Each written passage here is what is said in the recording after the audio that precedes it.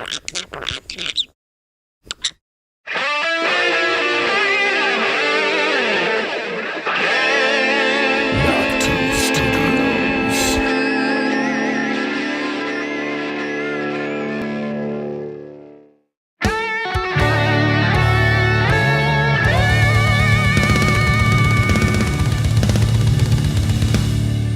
now, Knock 2 Studios presents Common Censored.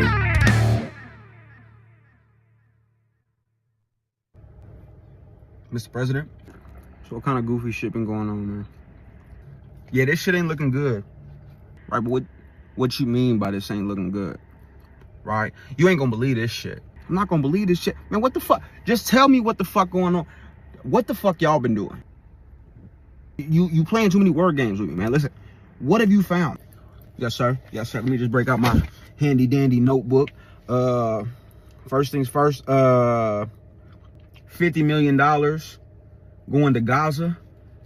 Okay. For condoms. So y'all supporting Gaza getting they fuck on, huh? Like 1.2 billion in just DEI shit. So y'all been diversity, equity, and including shit in your pocket, huh? 1.4 million a year in bubble wrap stress relief. So y'all been getting it popping, spending the people's money, huh? I'm sorry. $600 million a year to the Pentagon for sushi. Oh, y'all are federally fucked now. That shit sounds so good right now. No, that can't be right. It say the IRS spent $230K on cinnamon toast K-cups. Cinnamon toast cake. That's a year? No, a month. So the thing is, in 22 years, it says your department hasn't denied any request for payment, man. A month. That's what we want to talk to you about. Well, the thing about that is, where you going, motherfucker? Hey, pop the trunk.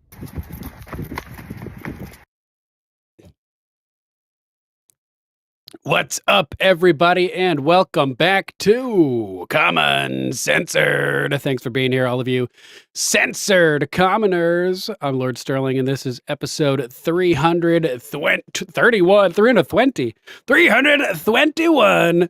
DOGE uncovers vast USAID corruption implicating politicians. Mexico and Canada fold to MAGA. Trump gets names of FBI officials involved in the J6 and Trump lawfare. Zelensky says $177 billion? We only got 75. $100 billion missing? Imagine my shock. All that and a lot more today. Make sure to join us Monday through Friday, 6:45 p.m.-ish Eastern Time as we cover all the crazy clown world, clusterfuck chaos that is 2025. Use hashtag Common Censored and hashtag InfoInfantry where applicable when you share the show. You can find us on X at Lord Sterling _. We're also on Truth, Getter, Gab, Minds. Make sure to join our Discord, link in the description, I think. Thank you to our new followers over on Rumble. Appreciate you guys. Links to all the stories we covered today will be posted down in the video description after the show. So if you're watching this later on and you want to see what we're covering, go on down there. Plus, Mama Mac will be adding timestamps so you can check what stories we're covering and what point in the episode we are covering them if you're watching this later and you need to maximize the efficiency of your time, focus, and attention. Hit up alplama.com. Throw Mama Mac some love. Alplama.com, our new herbal health guru. And if you want to support the show directly, you can hit up our link tree at Common Censored for links to our merch and everything like that. Disclaimer. Views expressed on Common Censored are only opinions. Assume everything we say is false and research for yourself. We're not giving medical, legal, or financial advice. The only advice we are giving is think for yourself. Question authority. Think for yourself. Question authority. Boom! All right, let's jump into the news. That guy's been doing some pretty funny stuff. Who's it? Ed or somebody's been sharing me links for this guy. Pretty funny stuff. This is coming from Grimsy News at Grimsy IIX over here on X. But let's jump into the actual news. We have Trump not playing games. Saturday morning, he ordered precision military airstrikes on senior ISIS attack planner and other terrorists he recruited and led in Somalia. These killers, who we found hiding in caves, threatened the United States and our allies. The strikes destroyed the caves they lived in and killed many terrorists without in any way harming civilians. Our military has targeted this ISIS attack planner for years, Trump said, but Biden and his cronies wouldn't act quickly enough to get the job done. I did. The message to ISIS and all others who would attack Americans like that is, quote, "We will find you and we will kill you." Super hardcore. Hopefully we can just stop doing stuff in the Middle East entirely and bring all of our money and troops back. But, you got to do what you got to do, I guess, until that point. In other news, we have this is how it started. Acting FBI director was refusing to give names of officials involved in the January 6th cases and the Trump investigations.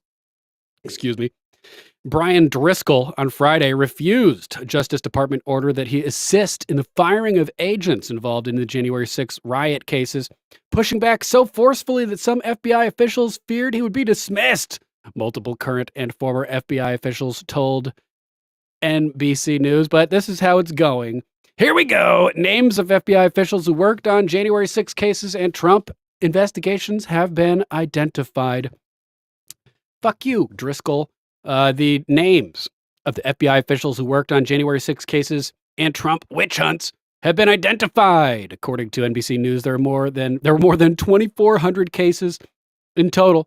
The FBI officials who worked on the January 6 cases and Trump investigations were identified by a case management system. There are reportedly 5,000 employees who have been identified as subject to potential firing, and you should fire the acting director too. Kravitz, yeah, we started a little bit late today. I had errands to run and had a big phone call I had to take, and so sorry for the delay, but we're here now. Per NBC News reporter Ken Delanian, an internal FBI document obtained by NBC News shows that executives use the FBI's Sentinel case management system to identify agents and employees who worked on January 6 cases. The document says there are around 2,400 investigations in total. Document says the search of case files was used to generate a list of names, who then received a survey asking them exactly what they did on these cases. This is being viewed within the FBI as a retribution mission. No, you guys are corrupt scumbags, and justice is finally coming your way for your political persecution. Oh, it's one tier of justice. That's why we persecuted January 6 protesters, but left all the BLM protesters, the BLM rioters alone, even after billions of dollars in damage and dozens of people murdered. But the FBI is just doing their job, man. They're not looking through politically, colored lenses. FBI Director Brian Driscoll is reportedly refusing to give the names of the officials involved in the January 6 and Trump investigations. He's currently serving as acting FBI director as Trump nominee Kash Patel waits confirmation. What a disgrace, man. You're the FBI director and you're refusing to give your agencies or information to the executive, the chief executive who runs your department. Fire his ass immediately. How is it even a question?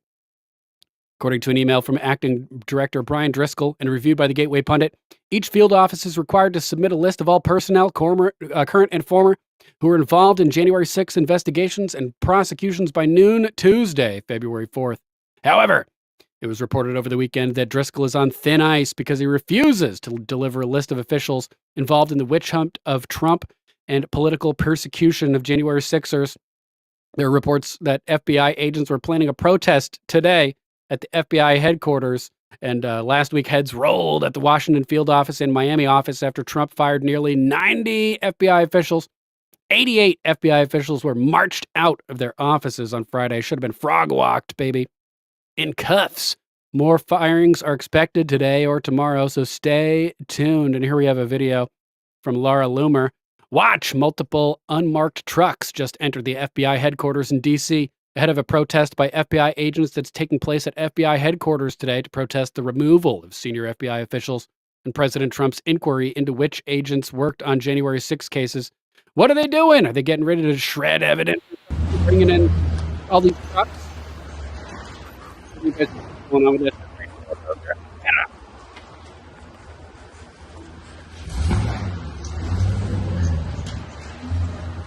Doesn't seem suspicious at all, guys. Trump needs to be monitoring everything that's going on over there.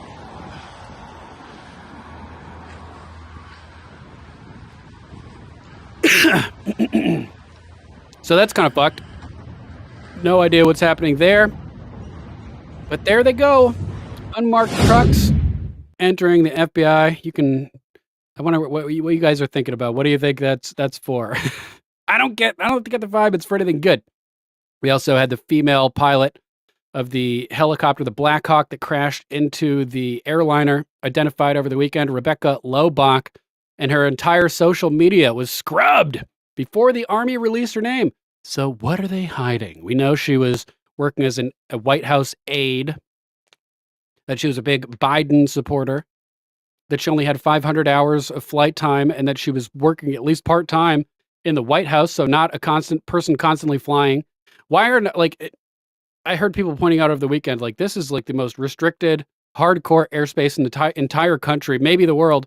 Why are people with very little experience, who are only part-time pilots, even working, doing this? And that thing flew right into the plane. So I don't know. I still think something highly suspicious is going on here. Why did they delete all of her social media?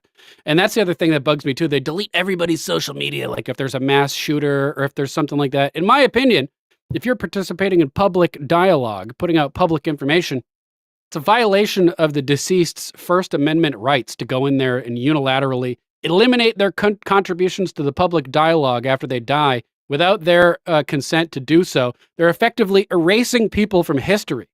You can't go in there, in my opinion. You shouldn't be able to go in there and delete her social media, to delete the Tranafesto shooters' social media. These people had rights.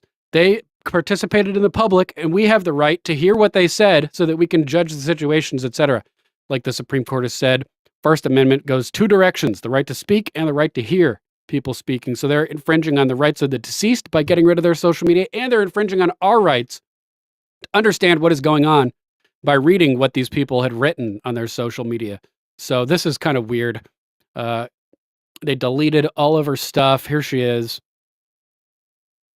There's all kinds of pictures of her at the White House, like this, hanging out with Joe Biden. And they scrubbed her family members' accounts. They scrubbed everything. So what are they hiding? How is this even legal? I don't know. If you guys know, let me know. But if you're thinking about flying, here's the new pre-flight checklist for you guys. Before this plane take off, ain't none of y'all important, right? Ain't no millionaires, no billionaires, no tech giants, no Bitcoin motherfuckers on this plane, right? Because they crashing these motherfuckers. Y'all know that. Stop looking at me. She look important. Hey, give me a ticket to Spirit Airlines. I ain't doing this. I don't blame you. Anybody on this flight important? If so, I'm taking a different flight. I'm not even flying personally. Me? No. Not happening anytime soon. Good point, Threeper. We need to see if Elon Musk had her data on X and if it's accessible. But she was a seemingly shit leftard. No disrespect to the deceased. So it wouldn't surprise me if she was not on X, more like a Blue Sky type individual or something. Who knows, man? Who knows? In other news, we have a leaked email from John Brennan verifying that the 51 intelligence agents that endorsed the Hunter Biden laptop letter did it with the specific intent of enabling Biden to mislead the American public during his election campaign. This is posted by George Papadopoulos, who's got the most fun last name to say. Here's the email. From John Brennan to Michael Morrell. Okay, Michael, add my name to the list. Good initiative. Thanks for asking me to sign on. And he's replying to John Brennan's email saying here, can I add your name to the list? We'll be adding Leon, Sue Gordon, Jay Johnson, George, Lisa Monaco, and Mike Rogers, DIRNSA, today. Director of the NSA, and working on adding Dan Coates, Mike Rogers, another Mike Rogers, HPSCI, and Tom Bossert. and lots of other IC career folk. But here's the kicker, trying to give the campaign, particularly during the debate on Tuesday, a talking point to push back on Trump on this. So they're just making shit up, trying to create fake talking points to spread disinformation and try to influence the elections. I hope that you FBI fuckers like prison food, because you're going to be dying in prison with any luck. These fucking scumbags trying to usurp and undermine the republic. No excuse. I don't know if it's treason because it's not for a foreign adversary per se, unless Joe Biden was totally a China puppet, as he seems to have been. But yeah, this is like as close as you can get to treason, if not directly treason itself.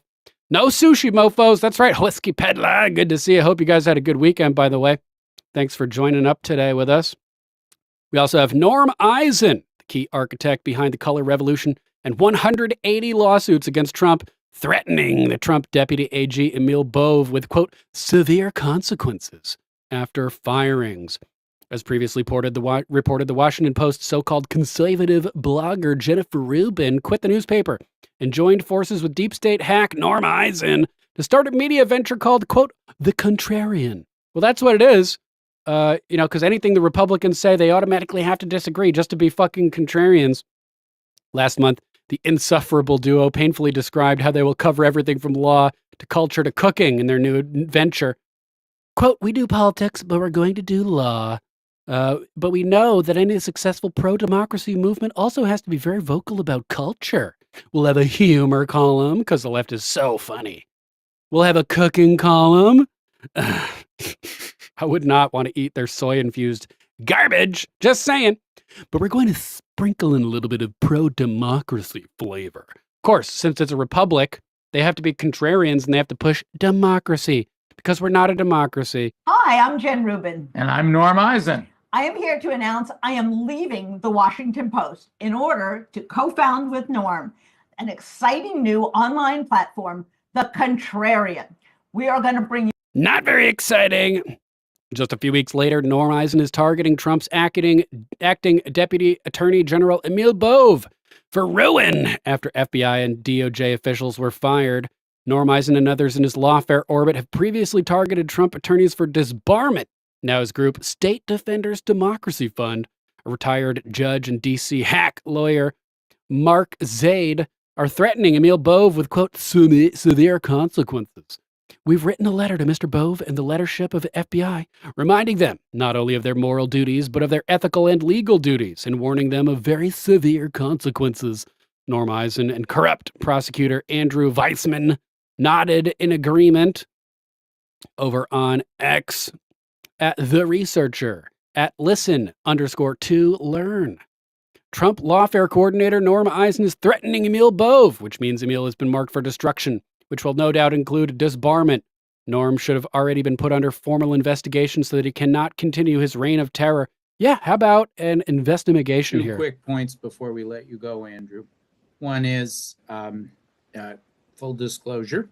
New York Times just broke the story. It's not only incumbent on the men and women of the FBI to defend the law, but it is on all of us as Americans to stand behind them. And the Times just reported that together with my State Democracy Defenders Fund fellow board member, retired Judge Nancy Gertner, and the DC Attorney Mark Zaid, who often represents FBI agents, we've written a letter to Mr. Bove, the leadership of the FBI, reminding them not only of their moral duties, but their ethical and legal duties, and warning them of very severe consequences. I had the privilege of having an FBI field office, and when I was ambassador, and I was a regular visitor to Director Mueller, who really probably the greatest director ever of the FBI. One of the things he and I talked about is that FBI leadership is trained not just in law enforcement, but in democracy. And they go to the Holocaust Museum as part of that training. And they learn what happens when a democracy deteriorates. And I'm not making any comparison to that terrible event, but it is a reminder that they are guardians of our laws, of the American people, and of our democracy. So I made the same point to Jen about that training. because, and what it means to the Bureau that there is that training. But I will make an analogy, and I know it can be perilous and people can make it overblown, but I do think with respect to lawyers in the system, when you look at the lawyers in autocratic regimes, there is a special and important role for lawyers to not be complicit, because everybody wants to look for what I'm doing is legal. And if you have lawyers who are not acting in good faith, who, to use a hackneyed phrase, is bend the knee, that is how you sort of get to those kinds of regimes. And so in our profession, there is a special obligation for people to really be faithful to the law and the Constitution. Hilarious, man. These people are lunatics. Barack Obama's, quote, ethics czar, Norm Eisen, that should tell you everything you need to know about him, is the key architect behind the color revolution and lawfare cases against President Trump. Norm Eisen has been behind every lawfare case against President Trump. Michael Cohen went to Norm Eisen in 2016 with his Stormy Daniels hush money payment grift. Here's Trash Discourse posting on X. Michael Cohen went to Norm Eisen in 2016. He was passed over because he's an incompetent weasel, and Norm admits to having 10 drafted impeachments waiting before Trump even took office. Do you all see now? We've been telling you all this for years. Investigations. You were the very first to warn me of all this, that Donald Trump was not, when I interviewed you right before you went to start serving your time, you stood up and did the right thing. You went to start serving your time in Otisville. I came to see you in New York, and when I was starting my impeachment work, and you showed me who Donald Trump really was. And one thing you said stuck with me, and it was the theme of 2023. It relates to this absolute immunity conversation we're having. It's going to be the biggest issue in the world in 2024. Like 2024 is going to be a historic year for the 3 millennia long history of democracy. You told me Donald Trump will never leave the White House voluntarily. Do not expect a peaceful transition of power. He is going to refuse to go if he loses. And that is still the issue, of course, that came to the fore. You helped me get ready. That's part of the debt of gratitude I have to you. You helped me get ready. That's why when I drafted, it's in my book. I write about you in my impeachment book, A Case for the American People, and I reveal for the first time we had 10 articles of impeachment. We only ended up using 2, but why? You inspired me to do 10, because you warned me, this guy is a dictator. And you were... Before he even came into office, how can he be impeached for things they haven't done in office? Like this guy, these people are fucking lunatics. The first, Michael, you were the first full extent of Trump's danger to democracy. The first person who told me to my face. I went to talk to you about these hush money payments and 2016 election interference. By the way, we were ahead of the curve on that too, my friend. Man. So, yeah, I agree with the final statement of this article. It's time for the DOJ to open an investigation into Norm Eisen, Mark Zaid, and everyone involved in their lawfare schemes. Plural. We also have Justin Trudeau caving to President Trump on the tariff showdown, who will implement a massive border plan to stop the flow of the fentanyl. Canadian Prime Minister Justin Trudeau has blinked in his showdown with President Trump over tariffs, and yet another win for the man who wrote The Art of the Deal. As Gateway Pundit reported earlier today, Mexican President Claudia Sheinbaum, that does not sound like a Mexican name, agreed to supply 10,000 Mexican soldiers on the border to stop the flow of fentanyl and illegal aliens. Now it's Canada's turn. Trudeau announced a short time ago that he will implement their own massive border plan to stop fentanyl, which has killed perhaps millions of Americans. Like Mexico, this includes 10,000 frontline personnel, but also so much more. In the meantime, tariffs will be delayed. This all comes after Trudeau threatened to impose his own tariffs on America particularly targeting red states. What a pushover. Quote, do we have a video of this? No. Quote, I just had a good call with President Trump. Canada is implementing our $1.3 billion border plan, reinforcing the border with new choppers, technology and personnel, enhanced coordination with our American partners, and increased resources to stop the flow of fentanyl. Trudeau wrote, nearly 10,000 frontline personnel are and will be working on protecting the border. In addition, Canada is making new commitments to appoint a fentanyl czar. We will list cartels as terrorists, ensure 24/7 eyes on the border, launch a Canada-U.S. joint strike force to combat organized crime, fentanyl, and money laundering, he added. I also signed a new intelligence directive on organized crime and fentanyl, and we will be backing it with $200 million. Quote, proposed tariffs will be paused for at least 30 days while we work together. Oh, man. How does it taste down there on your knees, Justin Trudeau? This news has come after Trump imposed tariffs on Canada, Mexico, and China on Saturday, after they had ignored his threats under the International Emergency Economic Powers Act. Here's what was included: 25% on all Mexico imports, 25% tariffs on nearly all Canadian imports, and 10% on Canadian energy resources. 10% tariffs on all China imports. Is China next? It could be a little bit more of a battle with China, I would say. But these countries are all folding like, I don't know, what's sheets, I guess? They're folding like sheets. Panama folding, Colombia folding, Canada and China folding. Next is Denmark and Greenland, I have a feeling. But the shtick is over, as posted by Gay Gallops, GAYE_Gallops on X. $600 million a year for the Pentagon for sushi. Air Force spent $1,280 per paper cup. Folding like deck chairs. Good one, Mama Mac. $230,000 per month spent by the IRS on cinnamon K-cups. But they were working from home. You get the picture? Screaming? Let's check out this video breaking down these dirty details. DOGE has only had an office in the White House for about a week now, and in that time, they have managed to identify over $1 billion of DEI folding like joint papers so then they can get smoked.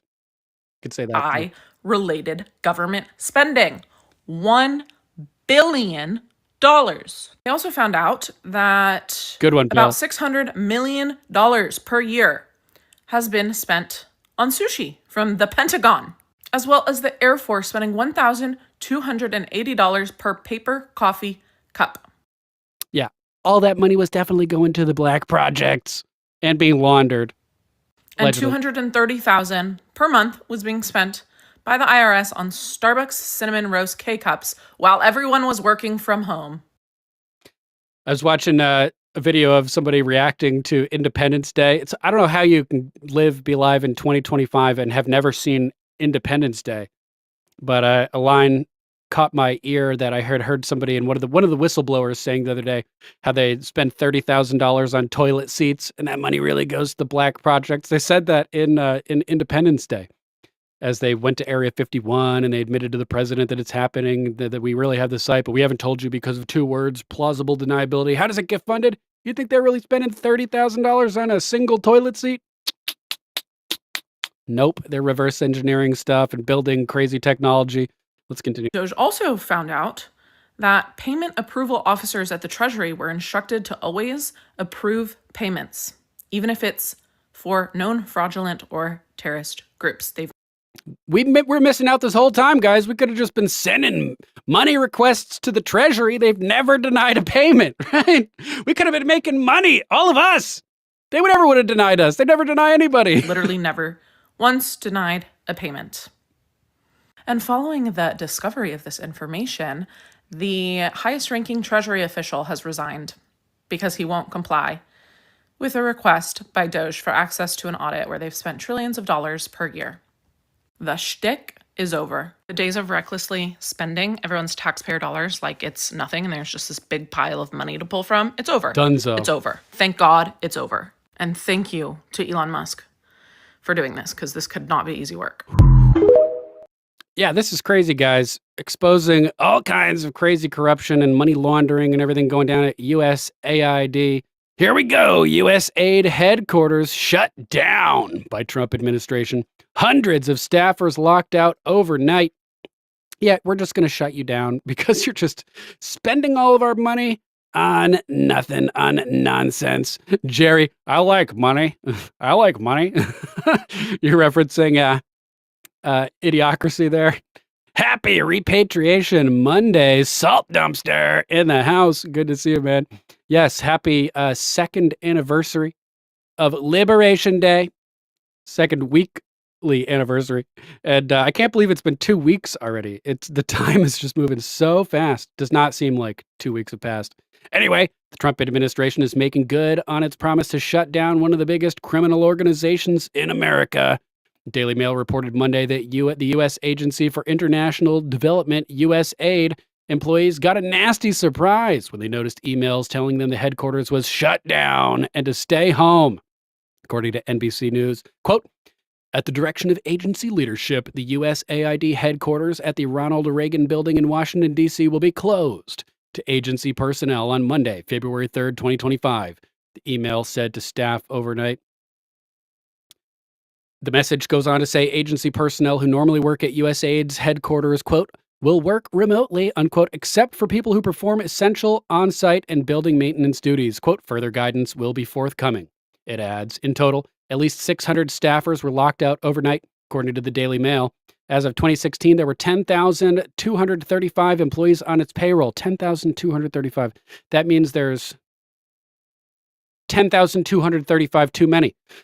The Mail notes the official government website for USAID and any former links for the site's web pages now show a browser error message after being previously shut down. Quote, this site can't be reached. This fulfills a promise made by ex-owner and DOGE chairman Elon Musk early Monday morning when he stated during an audio appearance on X that total elimination of USAID was the only option. It became apparent that it is not an apple with a worm in it, Musk said. What we have is just a ball of worms. You've basically got to get rid of the whole thing. It's beyond repair. We're shutting it down, he said. Whew. Yeah, let's go. Get hyped up. Cavity Buster 937. I see Lakin over there in the chat. Nice to meet you. Cavity Buster. Boom. Thanks for joining us. So here's his post over on X. It's beyond repair, guys. It's beyond repair. Let's listen to this little clip here. As we dug into USAID, it became apparent that what we have here is not an apple with a worm in it, but we have actually just a bowl of worms. And so at the point at which you don't merely, like if you've got an apple and it's got a worm in it, maybe you can take the worm out. But if you've got actually just a bowl of worms, it's hopeless. And USAID is a bowl of worms. Mm-hmm. There is no apple. There is no apple, just like there is no spoon. And when there is no apple, you've just got to basically get rid of the whole thing. That is why it's got to go. You know, it's beyond repair. So, yeah. Well, as we dug into, yeah, definitely rockabilly guitar. The CIA bringing in crack to ruin the inner cities, collaborating with the prison industrial complex, the private prison owners, and the record companies to promote gangster rap, to degenerate culture and keep a steady flow of workers for the for-profit prison industrial complex. Hopefully all of that type of stuff gets addressed too, because yeah, the federal government has ruined families, ruined lives, countless lives. I would say the entire federal government is a ball of worms, basically. It needs to be completely reset from the start. Delete executable file, and re-export a whole new federal government. So crazy stuff, man. Crazy stuff. 2 top officials were also put on leave after trying to keep Musk's team from accessing classified information, and soon both the X social media account with 1 million followers and also the website have disappeared. These 2 officials, John Voorhees and Deputy Brian McGill, falsely claimed the DOGE employees did not have security clearance to obtain the classified materials. As Gateway Pundit readers know, USAID is a foreign aid agency that many see as a front for CIA activities and is being radically dismantled by President Trump and his DOGE led by Elon Musk. And if this JFK files come out, like Roger Stone said, which actually do show that the FBI was complicit, and probably Israel as well, we need to completely scrap the CIA, start fresh, and it could be a constitutional crisis, showing that we've been living under an illegitimate government since at least the 60s. So this is massive, massive type stuff.